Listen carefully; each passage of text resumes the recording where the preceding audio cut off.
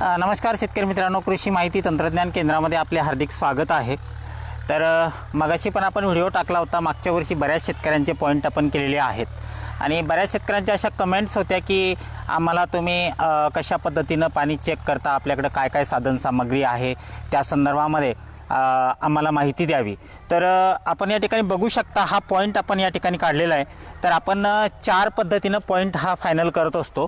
तर हे आहे जर्मन टेक्नॉलॉजीचं डिटेक्टर, हे फुल फाइंडर आहे वॉटर डिटेक्टर।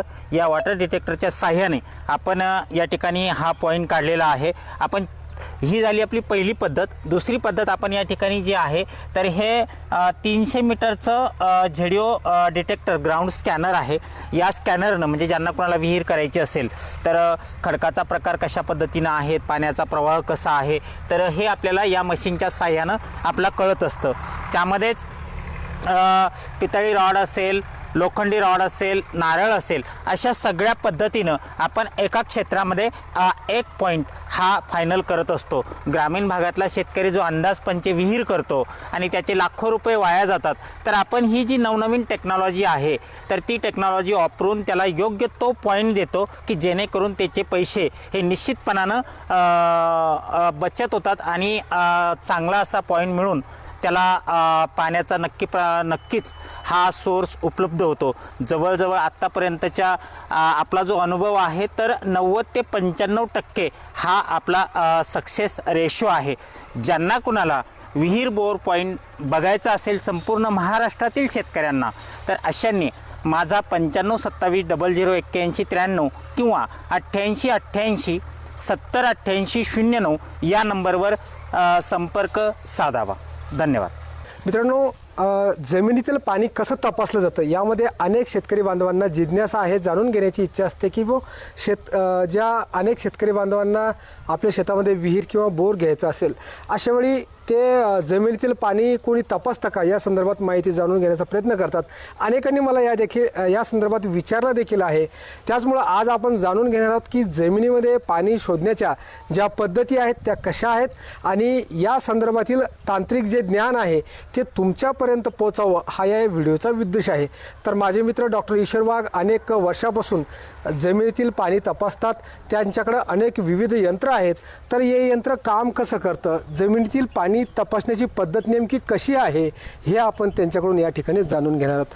तर नमस्कार डॉक्टर साहेब। नमस्कार। मला एक सांगा की आता तुम्ही अनेक दिवसापासून जमिनीमध्ये पाणी शोधण्याचं काम करतात। आमचे अनेक शेतकरी बांधव आहेत, त्यांना जाणून घ्यायचं आहे की या जमिनीमध्ये पाणी शोधण्याच्या किती पद्धती आहेत आणि या संदर्भात पाणी तपासणी करण्यासाठी तुमच्याकडे काय काय यंत्रणा आहे, या संदर्भात आमच्या शेतकरी बांधवांना या ठिकाणी सांगा।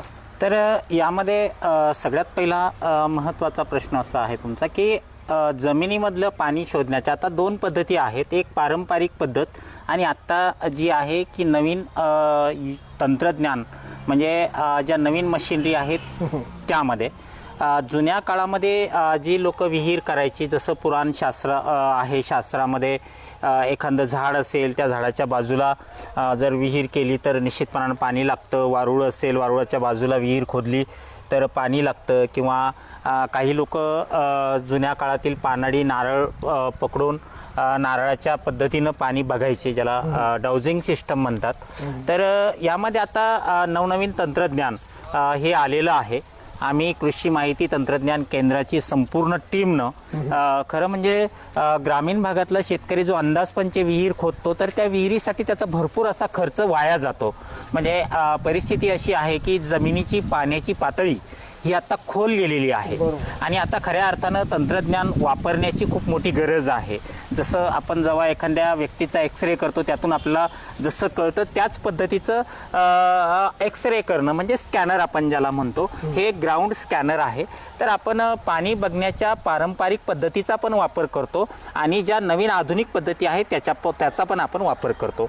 आपण सगळ्यात पहिली जी पद्धत आहे तर ते जे आत्ताचं जे प्रचलित आहे तर ते आहे ग्राउंड म्हणजे डिटेक्टर, वॉटर डिटेक्टर म्हणजे ज्याला आपण फाइंडर पण म्हणतात काही ठिकाणी किंवा डिटेक्टर म्हणतात, की जे वॉटर डिटेक्टर आपल्याला डिटेक्ट करतं की या ठिकाणी पाण्याचा सोर्स उपलब्ध आहे.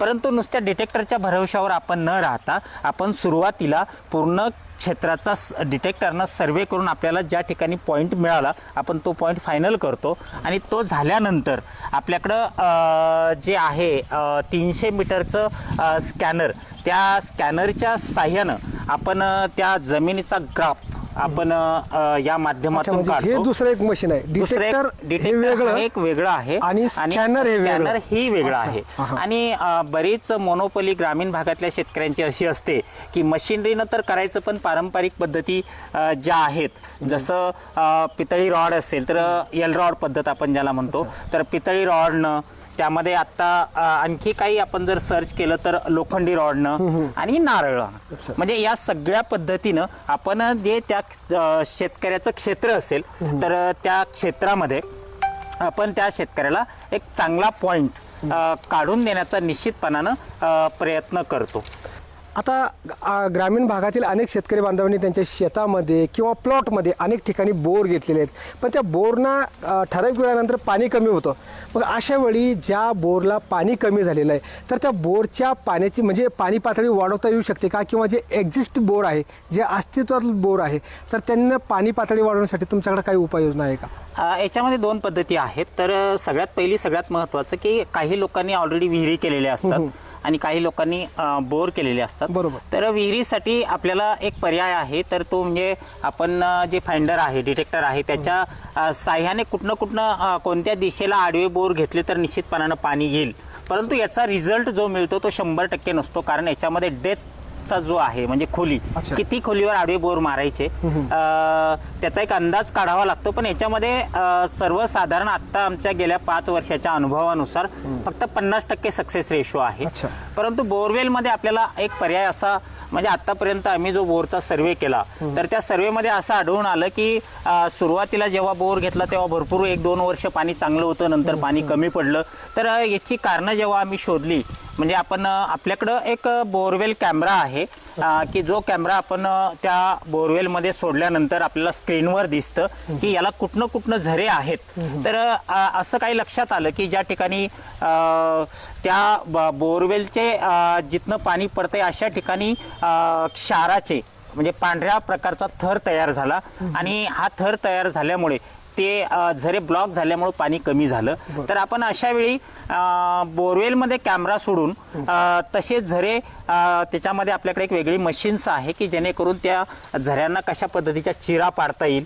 किंवा बरेच शेतकरी काय करतात, केसिंग भरपूर टाकतात, त्यामुळं वरचं पाणी त्यामध्ये पडत नाही. तर अशा वेळी त्या केसिंगला जर कापायचं असेल, पांढरी केसिंगच असेल तर आपण त्याला सुद्धा चिरा पाडण्याची जी सुविधा आहे ती पण आपल्याकडे उपलब्ध आहे. आणि अनेक ठिकाणी काही केमिकल वापरून सुद्धा आपण त्यामध्ये पाण्याचा सोर्स निश्चितपणानं वाढवू शकतो. परंतु जोपर्यंत आपण त्या बोरची स्थिती जाणून घेत नाही तोपर्यंत आपल्याला त्याचंही सांगता येत नाही. परंतु निश्चितपणानं बऱ्याच शेतकऱ्यांना किंवा जे प्लॉटधारक असतील शेतकरी, तर अशांना त्याचा फायदा झालेला आहे. अच्छा, आता हा व्हिडिओ आपल्या महाराष्ट्रातील कानाकोपऱ्यातील कुठलाही शेतकरी बघू शकतो.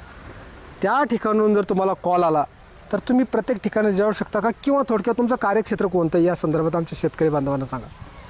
यामध्ये असं आहे, खरं म्हणजे आपण संपूर्ण महाराष्ट्रामध्ये ही सुविधा म्हणजे ज्यांना कुणाला बोरवेल पॉईंट बघायचे असतील किंवा जुन्या बोरवेलला चेक करायचं असेल किंवा विहिरीला आडव्या बोरचं बघायचं असेल तर ही सुविधा संपूर्ण महाराष्ट्रामध्ये उपलब्ध आहे.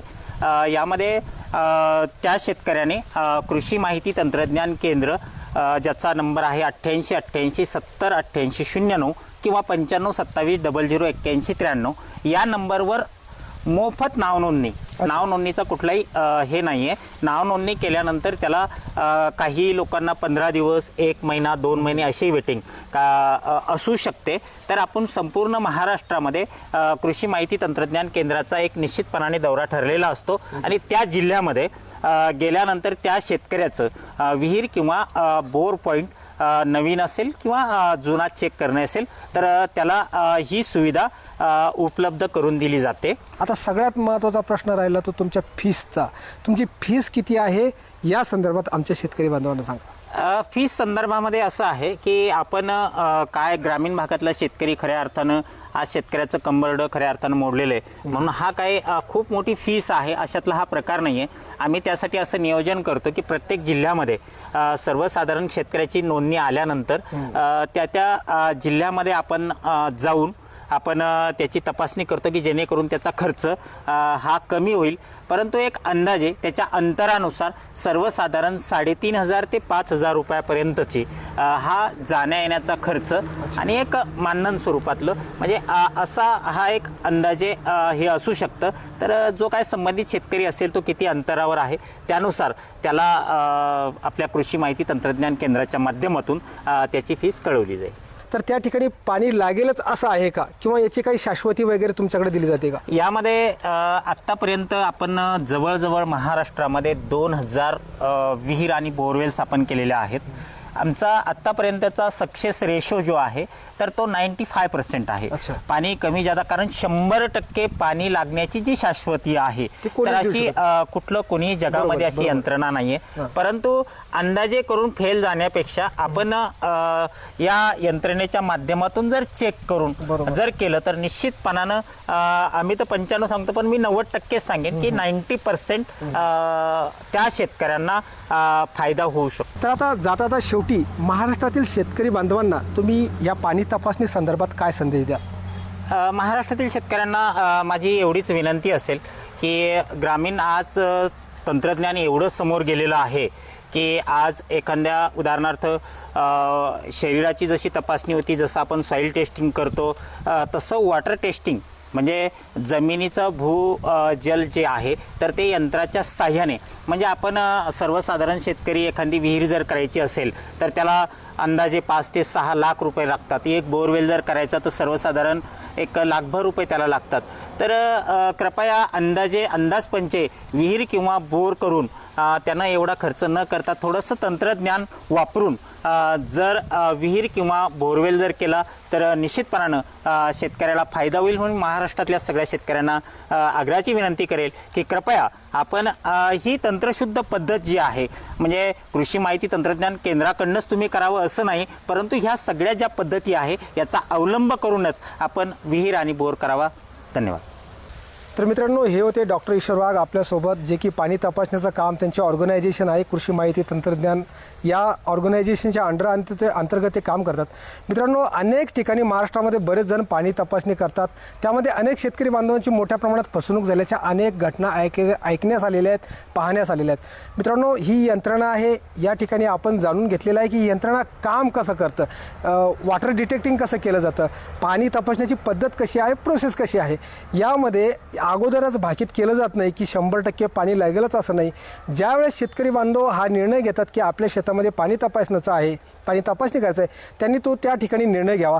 कारण अशी कोणतीही यंत्रणा आहे की ती तुम्हाला 100% पाणी लावून देईल. हा एक अंदाज असतो आणि या अंदाजाच्या भरोशावर आपल्याला त्या ठिकाणी काम करावं लागतं. थांबूया इथेच.